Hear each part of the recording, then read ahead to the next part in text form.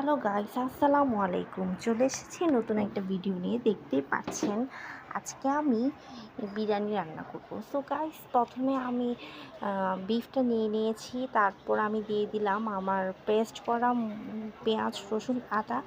তারপর দিয়ে দিলাম হলুদ গুঁড়া, তারপর লবঙ্গ দিলাম, তারপর দিয়ে নিলাম বিরিয়ানি মশলাটা। সো গাইস, এখন আমি ভালো করে কষিয়ে নিচ্ছি। কষিয়ে নেওয়ার পর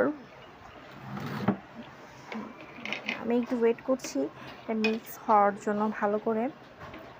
সো গাইস, এখন দেখতে পাচ্ছেন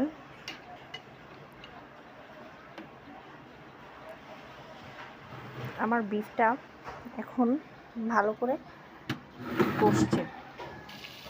সো গাইস, এখন আমার বিফ রান্না শেষ।